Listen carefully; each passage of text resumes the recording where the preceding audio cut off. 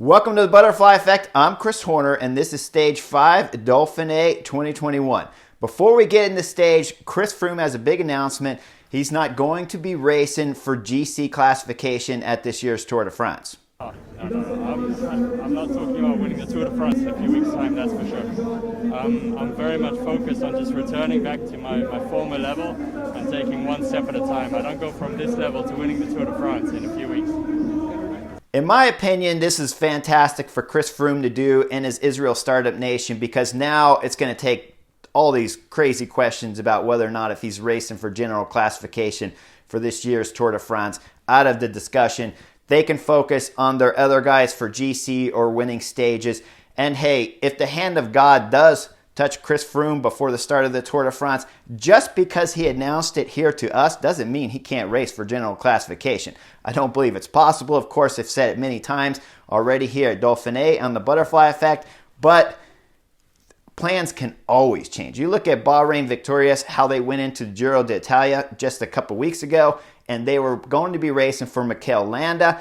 Then he crashes out. Damiano Caruso becomes their GC leader, and he finishes second overall on general classification at Giro d'Italia. So just because we saw a rider announce it or a team announce it doesn't mean it's fact. It's not fact until you get to the race and he's so far down on GC that there's no chance. That's when it becomes fact. In my professional opinion, I would have announced this a long time ago just to take the pressure off of Chris's shoulders, but they're choosing to do it now, so at least they did it before the Tour de France starts and all these crazy questions about him racing for general classification and a fifth Tour de France chance at the win for a fifth Tour de France is done and no longer needs to be asked again. Now let's get into the racing, because this is a fabulous stage. It's windy out there. It's causing some chaos. When I'm watching it, I'm coming in at about 65K to go from the finish, and there's an 8-man break. 5 guys started off the break, 3 bridged across before that is what I'm being told by the commentators, Bob Roll and Steve Schlanger. At this point in time, though, I'm looking at this breakaway, and I can't believe what I'm watching, because you have 2 Dauphiné Quick-Step, one's Asgreen, and he's high up on the general classification. He's sitting third on the general classification right now, only 9-10 seconds back from first. This is alarm bells ringing in my head for the teams behind Bora Hansgrohe, especially because they want to keep the jersey. Now, Asgreen can't climb, so it's not alarm bells back there for Ineos and the other riders like Astana. They don't have to worry about Asgreen up the road. Bora Hansgrohe want to keep the jersey for one more day. They got to worry. And Bahrain Victorious have to worry because they're trying to win the stage with Sonny Colbrelli. So what I'm blown away about is the 8 guys are attacking each other. There's 3 Trek Segafredo riders in a group of 8, 2 Dauphiné Quick-Step riders, and other riders that are on individual teams. In my book, this is fantastic. You have 5 guys, 2 Trek Segafredo and 3 Dauphiné guys that, in my book, should just be working 100% head down, driving this thing as hard as they possibly can. The other individual riders, this is a good scenario for them too, because Asgreen is up there. He can take the yellow jersey, so he'll be focusing on yellow. These other individual riders can do a little bit less work than the Trek Segafredo and Dauphiné Quick-Step riders, and they can try tacking and getting away on some kind of tactical maneuver there at the finish on the last climb of today's stage. Now at 175 kilometers, 110 miles long, there's 5 category climbs in there, but really it's only the last climb that starts just around 13 kilometers to go. It's 1.3K in length and about 12% in pitch. So it's a hard, difficult climb, and it's coming after 4 hard days of racing. Now we're on the 5th. The legs are getting tired, and it's coming at the very end of the 5th stage. I want to focus on something as we're coming into the climb here, though, because there's been attacks. The group of 8 got brought back. Then at 36 kilometers to go, it's the UAE Team Emirates Bystrom that attacks, and he stays out there all the way to the last climb starts. But Bahrain Victorious is doing a great job of keeping things under control. Some big crosswind sections hit, though, before we get to the last climb, and that's causing chaos back there where the groups are just getting split all over the place. Ineos Grenadiers, amazing job. Michael Kwiatkowski is always up there just taking care of all his leaders. And Kwiatkowski is the guy I want to focus on from this point to the end of the stage. Michael Kwiatkowski ex-world road champion, is just an absolute legendary super domestique. He is the glue between the guys working at the front. So you're talking Dylan Van Barle up there and Amador, and his race leaders, G. Thomas, Richie Porte, and Theo Gegenhardt. Michael Kwiatkowski's job is absolutely critical. He will do this amazing job as a professional that I want to point out for that reason. When we're coming into the climbs, you'll always see Kwiatkowski is on the front with his leaders. Once the climb starts, he'll ease up, he'll look around, he makes sure his leaders are with him, and he'll have his domestiques come back to the front if they're still there and set pace on the front so he can keep his legs fresh. Every time there's a dangerous moment in the race, it's Kwiatkowski that controls the pace for his Ineos leaders. When we start, but just before, as we're going into the last climb of today's stage, the most difficult and crucial one on the stage, we'll see Alexei Lusenko on the right, jumping on the curb, moving up places. This is our GC guy here. This is Astana racing second. He's second on GC today, so there's a chance he could take today's jersey, and he's on the sidewalk, jumping on the sidewalk and back off the sidewalk, trying to stay at the front before the critical last climb starts. When the last climb does start, it's Michael Kwiatkowski that took over for all of the hard workers from Ineos to begin with, and now he's on the front, swinging through the left, diving through that left turn there with all his leaders on his wheel.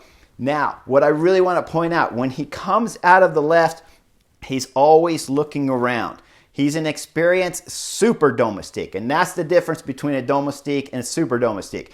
They know what to do, they know how to take care of the leaders, and they know where to be. When he starts the climb, immediately he wants to make sure all his leaders are there. He checks, they're both there. Now, Kwiatkowski at this point in time, he could just light things up and try to win the stage, but he doesn't because he's super domestique. Slows the pace down a little bit, allows guys like Dylan Van Barle to come back to the front and set tempo. He hops on Dylan's wheel until the racing starts with Lawson Craddock throwing in a great attack. Once that attack goes from Craddock, Michael Kwiatkowski right back on the front again, setting tempo, keeping everything wrapped up in a nice pretty little bow, and it's not going to end on the climb here. They'll go over the top. Lawson Craddock has just a tiny bit of a gap, about 10-15 seconds, and it's Bahrain Victorious jumping on the front again. Now they're getting on the front with only one guy, and they're chasing one guy up the road, but Bahrain Victorious has been on the front probably from the beginning of this race. Certainly from when I turned on the TV, they have been on the front at one point in time throughout that period. Now they're running out of guys, but Sonny Cabrelli, he's racing good, and he's still got one guy on the front there to chase Craddock down. The one guy is calm. I believe it's Jack Hagues. 2 kilometers later, Bahrain Victorious will get one more guy on there. Dylan Toons, I believe it is. But now they got 2 Bahrain Victorious on the front chasing 1 Craddock. And Craddock is just diving down the descent and taking risks all over the place. But he's doing an amazing job, and he will stay off the front for 10 kilometers as he gets all the way to about 3.5 kilometers to go. Just before 3 kilometers at the 3.5 mark, though, they're coming around the berm there on the turn. We'll see Dylan Toons pull off. Now that's a big hit for Bahrain Victorious there, because now they're down to 1 guy and 1 sprinter. And you know the sprinter can't do any work, so it's Jack Hagues back there all the way from 3.5 till as long as his legs will hold out. They will catch Craddock right at the bottom of the climb there with 1.5 kilometers to go. It's Michael Kwiatkowski again on the front for Ineos as they dive through the left turn, and guys are jumping over the center island there trying to stay upright on their bike and at the front. Little pitch up the hill. See Kwiatkowski again, the super domestique, looking right, looking left, checking, make sure he has all his leaders. With 1.2, 1.3 kilometers to go, things get a little crazy, and G. Thomas is just a little bit too far back there. Kwiatkowski, I don't know if this was his brilliance or if this was him setting up for the slight easy right turn that's coming, because he could have made the next right just by staying on the right side of the road. Instead, he moves left, and that opens up the door for G. Thomas to come up on the right side, and he's ready to go to make the right and the soft left bend all the way around to a 180-degree turn to the right.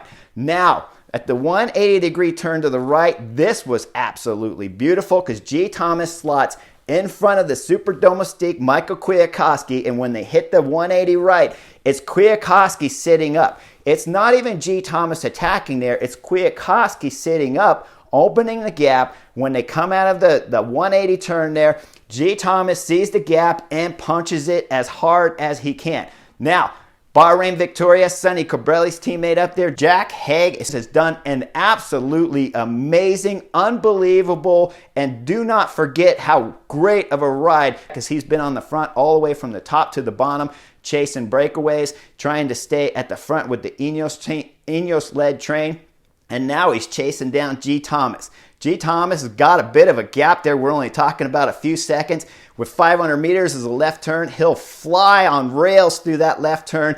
And as we start with about 400 meters to go, the field back there's got him in sight. It's Jack Haig still chasing the legendary G. Thomas up there as we're going into and just before the right bend turn there with about 400 meters to go now, maybe 350. It's EF Education's Valgreen back there that jumps hard, and he's trying to win the stage. Sonny Colbrelli will latch onto his wheel. Alex Aramburu will be their third wheel as we start the bend. When we come out of the bend with about 250 meters to go, G. Thomas looks like he's got a great gap. You see him looking back. He thinks he's got a great gap. Sonny Colbrelli is flying off of Valgreen's wheel, and they come to the line with a bike throw.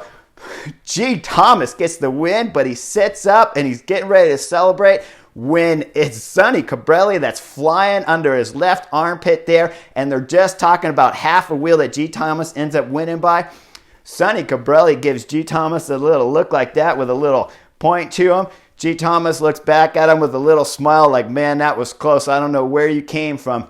But it's a great win, followed with a 10-second time bonus for G. Thomas. And that 10-second time bonus is absolutely critical when you look at yesterday's stage where it went so bad for his legs and he blew up before the finish. Now he's made 10 seconds back. I want to go back, though, to that 900 meters, 180-degree turn, because I want to point something out, and this is really critical. I talked about one professional, one super domestique professional, Michael Kwiatkowski, on this stage. Now I want to talk about the amateur. The amateur rider, Alex Aramburu, the Astana rider, he has been sprinting fantastic on some of these earlier stages here at Dauphiné. I'm sure in the riders meeting, the director said, hey, Alex, you're free to do the sprint and see if you can win the stage. The problem is nobody told the kid you got to turn that switch on and off. If someone from Ineos goes up the road, you have to bring that back. When they come out of that 180-degree turn there and G. Thomas takes off, at that point in time, Alex Aramburu, the Basque rider, he should have known and realized how tired the one Bahrain Victorious legs were and that he was going to need some help. Alex Aramburu has two GC guys right now. Lysenko is sitting second. In fourth place there is Ion Izagirre, and he's a GC rider. They just gave up 10 seconds to G. Thomas because Alex Aramburu couldn't turn the switch on and off for winning the stage versus riding for your team leaders.